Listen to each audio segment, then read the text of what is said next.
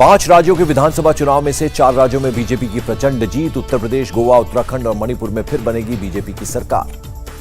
4 राज्यों के नतीजे के बाद दिल्ली में बीजेपी हेडक्वार्टर में बीजेपी का victory celebration. PM Modi, Amit Shah, JP Nadda समेत कई नेताओं ने लिया हिस्सा।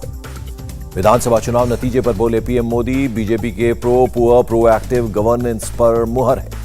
जातिवाद की राजनीति पर बोले पीएम मोदी, जाति की गरिमा, जाति का मान देश को जोड़ने के लिए होना चाहिए, न कि देश को तोड़ने के लिए। बीजेपी ने यह करके दिखाया है।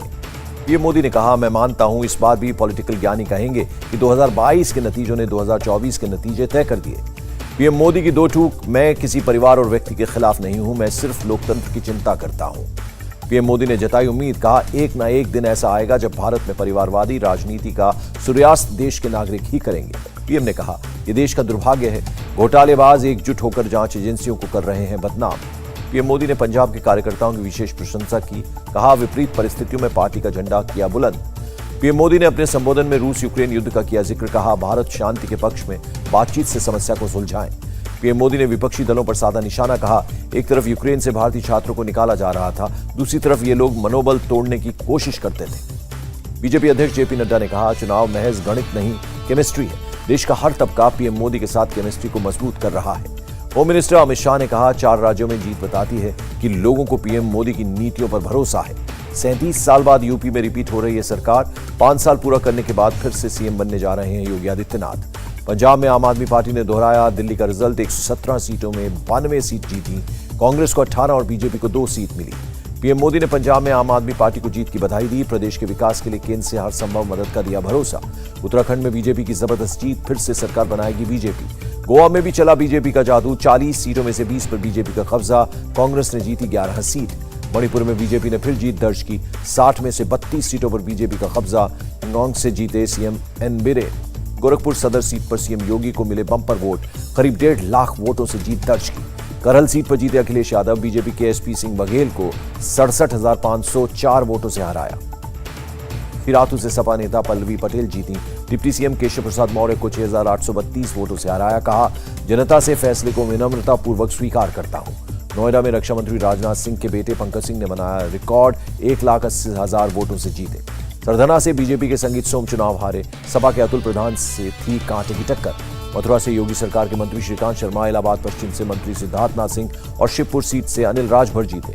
कन्नौज सदर से बीजेपी के असीम अरुण 6,000 से ज्यादा वोटों से जीते। देवरिया सीट पर शलम मणि त्रिपाठी ने जीत हासिल की। बीजेपी छोड़ सपा में शामिल होने वाले स्वामी प्रसाद मौर्य फाजिल नगर सीट से हारे, कहा, चुनाव हारे हैं, हिम्मत नहीं। जौनपुर की मल्हानी सीट से बाहुबली नेता और जेडीयू के प्रत्याशी धनंजय सिंह हारे। सपा के लकी यादव ने 18,000 से ज्यादा वोटों से हराया। जनसत्ता दल के लोकतांत्रिक के अध्यक्ष रघुराज प्रताप सिंह उर्फ राजा भैया जीते। कुंडा सीट से गुलशन यादव को हराया। लखीमपुर की 8 सीटों पर बीजेपी का कब्जा। सदर सीट से बीजेपी की योगेश वर्मा, धरवाड़ा से विनोद अवस्थी जीते। मुजफ्फरनगर की 6 विधानसभा सीटों में से 4 पर सपा गठबंधन का कब्जा। सदर और खतौली सीट पर बीजेपी ने जीत हासिल की। बिजनौर की नूरपुर सीट से सपा के राम अवतार सैनी, नजीबाबाद से तस्लीम अहमद और नगीना से मनोज पारस जीते। बिजनौर सदर सीट से बीजेपी की सुची चौधरी जीती। धामपुर से अशोक राणा और नहटौर से बीजेपी के ओम कुमार जीते। कानपुर की बिठूर सीट से बीजेपी के अभिजीत सिंह सांगा और महाराजपुर सीट से सतीश महाना जीते। बुलंदशहर के शिकारपुर से राज्य मंत्री अनिल शर्मा करीब 58,000 वोट से जीते, तो वहीं डिबाई सीट पर बीजेपी की सीपी सिंह की जीत।